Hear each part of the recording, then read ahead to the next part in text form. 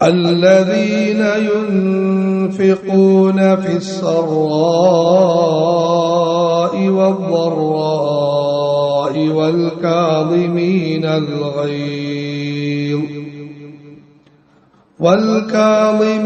الغيظ والعافين عن الناس والله يحب المحسنين. الذين ഭയഭക്തരായ ആളുകൾ യുൻഫിഖൂൻ ചെലവഴിക്കുന്നവരാകുന്നു ഫിസ്സറാഇ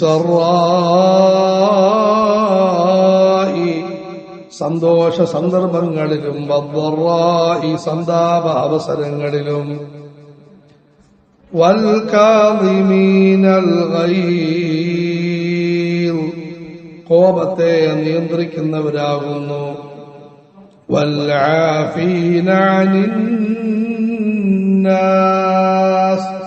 ജനങ്ങൾക്ക് പുറത്തു കൊടുക്കുന്നവരുമാകുന്നു. വല്ലാഹു യുഹിബ്ബുൽ മുഹ്സിനീൻ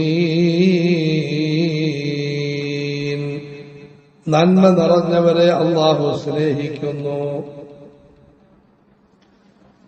കഴിഞ്ഞ ആയത്തിൽ അല്ലാഹു ഭയഭക്തിയിൽ മത്സരിച്ച് മുന്നേറുക, ധൃതി കാട്ടുക എന്ന് ആഹ്വാനം ചെയ്തു. ആ ഭയഭക്തിയുടെ ചില പ്രധാനപ്പെട്ട ഗുണങ്ങളാണ് ഈ ആയത്തിൽ അല്ലാഹു വിവരിക്കുന്നത്. الذين ينفقون في السراء والضراء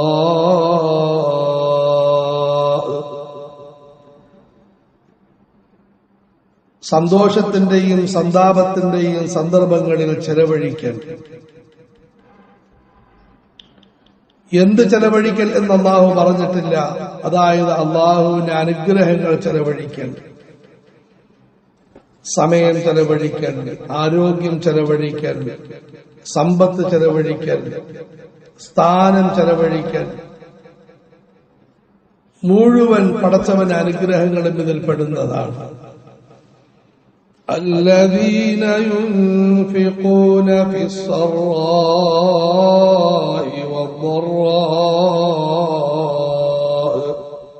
മനുഷ്യന്റെ അവസ്ഥകൾ രണ്ടവസ്ഥകളാണ്. ഒന്ന്, അള്ളാഹു നമുക്ക് വർദ്ധിപ്പിച്ചു തരുമാറാകട്ടെ, നമ്മൾ ആഗ്രഹിക്കുന്നത് പോലെ സന്തോഷകരമായ സന്ദർഭങ്ങൾ, ആരോഗ്യം, സമ്പത്ത്, സന്തോഷം, നല്ല കാലാവസ്ഥ, അനുകൂല സാഹചര്യം.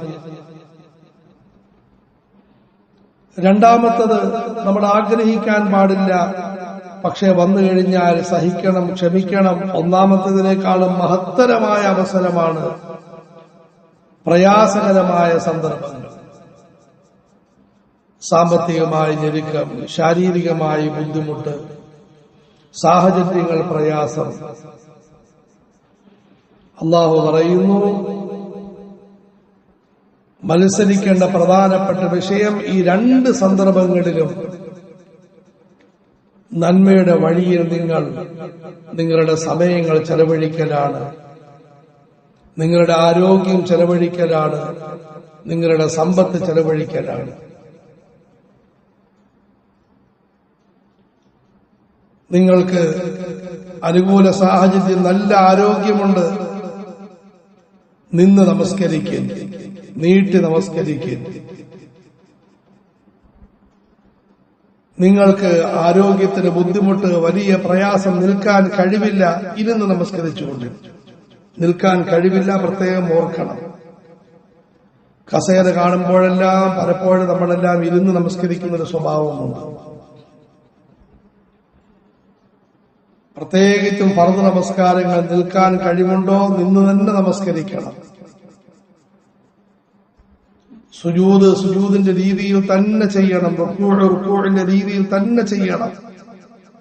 ഇനി അല്ലാഹുവിന്റെ ഏതെങ്കിലും ദാസന് ശാരീരികമായി വലിയ പ്രയാസം, കാരുണ്യവാനായ പടച്ചവൻ നിർബന്ധിക്കുന്നില്ല, ഇരുന്ന് നമസ്കരിക്കാം, പറ്റുന്നില്ല, കിടന്ന് നമസ്കരിക്കാം. الذين ينفقون في السراء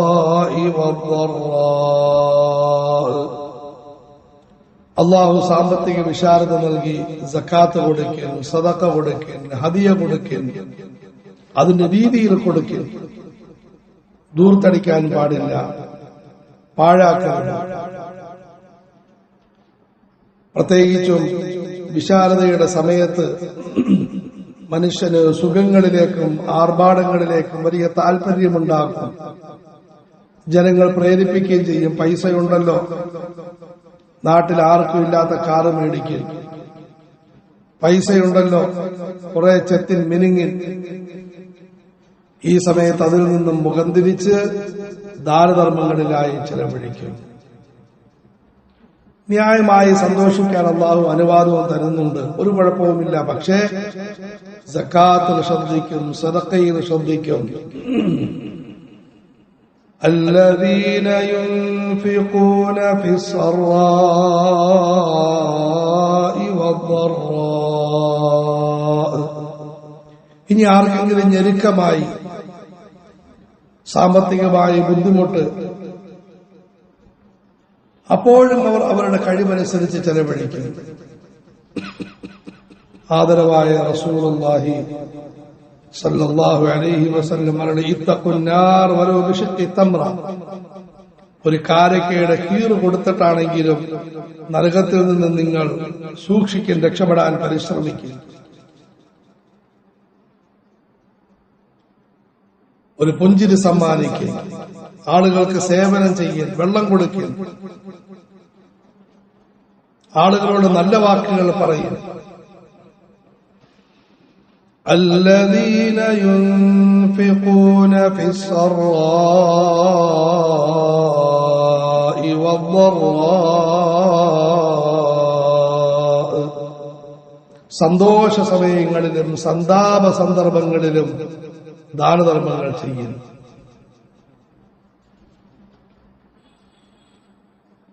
ഇവിടെ ഒരു പ്രധാനപ്പെട്ട മസല മനസ്സിലാക്കണം. സന്താപ സന്ദർഭങ്ങളിൽ ദാനധർമ്മങ്ങൾ ചെയ്യുക എന്നതുകൊണ്ടുള്ള ഉദ്ദേശം ദുഃഖത്തിന്റെ സമയത്തും ഞെരുക്കത്തിന്റെ സമയത്തും കഴിവിന്റെ പരമാവധി നമ്മൾ ദാനധർമ്മങ്ങൾ ചെയ്യലാണ്. അല്ലാതെ ആരെങ്കിലും മരിച്ചു, അതിന്റെ പേരിൽ കടം മേടിച്ച് 3 നടത്തൽ 40 നടത്തൽ, ലോകത്തുള്ള ആളുകളെ എല്ലാം വിളിച്ചു വരുത്തി സൽക്കരിക്കൽ ഒരിക്കലും ദീൻ പറയുന്നില്ല, അനാചാരമാണ്. അതുപോലെ തന്നെ കടവും മറ്റും മേടിച്ചെങ്കിൽ പാപമാണ്. അനന്തര സ്വത്ത് വീതിക്കാതെയാണെങ്കിൽ ഹറാമാണ്. എന്റെ വാപ്പ മരിച്ചു, ഞങ്ങൾ 5 കുട്ടികൾ. വാപ്പയുടെ അനന്തര സ്വത്തിൽ നിന്നും എടുത്ത് 3 നടത്തുന്നു, 40 നടത്തുന്നു.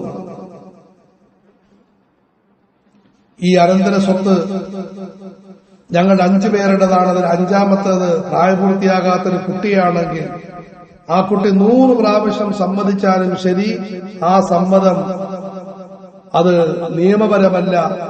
എന്നിട്ട് കുട്ടി അനുവദിച്ചു എന്ന് പറഞ്ഞ് എല്ലാവരുടെയും കൂടി സമ്പത്തെടുത്ത് ചെലവഴിക്കാൻ അനുവാദമില്ല. ഇനി എനിക്കൊരു പെങ്ങളുണ്ട്, ആ പെങ്ങള് സാമ്പത്തികമായി വലിയ ഞെരുക്കത്തിലാണ്. വാപ്പയുടെ അനന്തരാവകാശത്തിൽ നിന്ന് വല്ലതും കിട്ടി, അവളുടെ കുട്ടികളുടെ പഠനം, അല്ലെങ്കിൽ അവരുടെ വീടിന്റെ നിർമ്മാണം, അല്ലെങ്കിൽ ചികിത്സ നടത്താമെന്ന് വിചാരിച്ചിരുന്നതാണ്. ഉടനെ ഞാൻ മൂത്തവൻ കയറി ഇതുപോലെ വാപ്പയുടെ സമ്പത്ത് ഉപയോഗിച്ച് 3 നടത്താൻ പോകുന്നു. എല്ലാവരും അനുവദിക്കണം, 10,000 രൂപ വീതം ഇടാൻ പോകുകയാണ്. ആ പാവപ്പെട്ട പെൺകുട്ടി, അവൾക്ക് പറയാനുള്ള വോയിസ് ഇല്ല, അല്ലെങ്കിൽ ആൾക്കാർ എന്ത് വിചാരിക്കുമെന്ന് ചിന്തിച്ച് മനസ്സോടെ സമ്മതിച്ചാൽ ആ സമ്പത്തും നിഷിദ്ധമാണ്. ദീൻ മനസ്സിലാക്കി. സഹോദരങ്ങളെ, മരണപ്പെട്ടവർക്ക് വേണ്ടി ദുആ ചെയ്യൽ. അവനവന്റെ പോക്കറ്റിൽ നിന്നും ഉള്ളത് കൊടുക്കും. الذين ينفقون في السراء والضراء.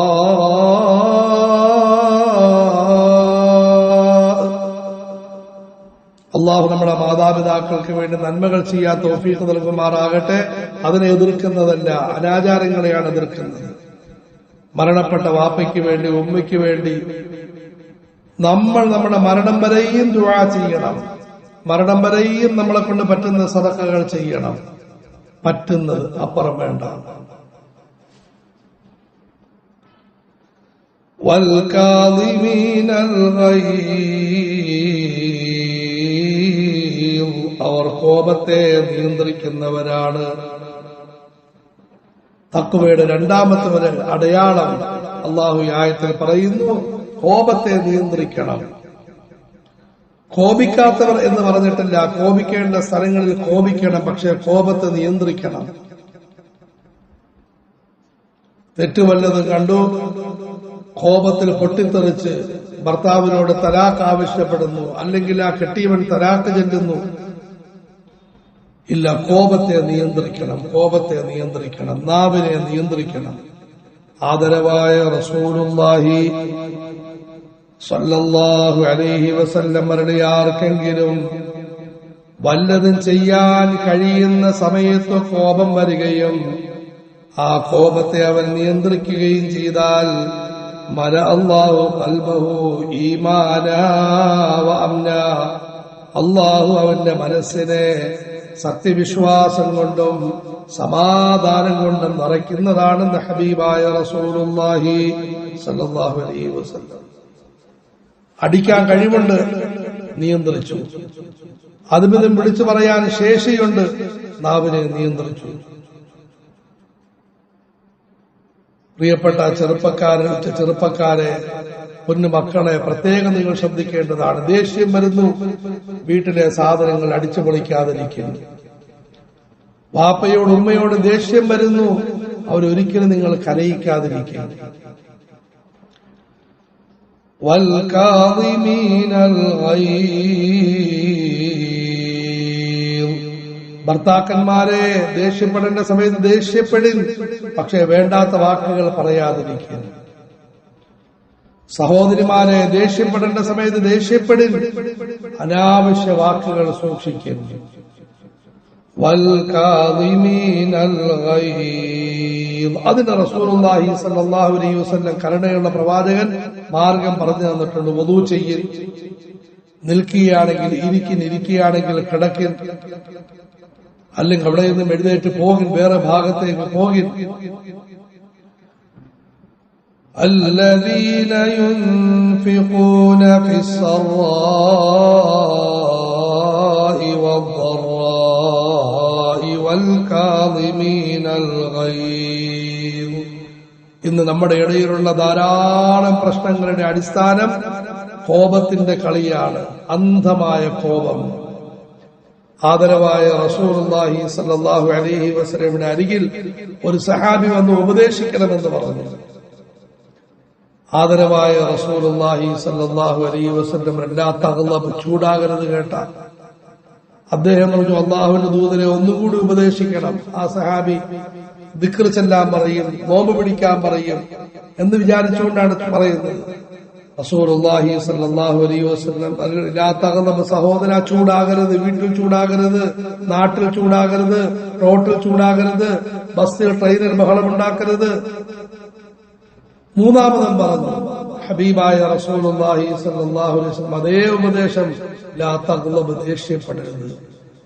അല്ലാഹു നമുക്ക് കോപത്തെ നിയന്ത്രിക്കാൻ തൗഫീഖ് നൽകുമാറാകട്ടെ.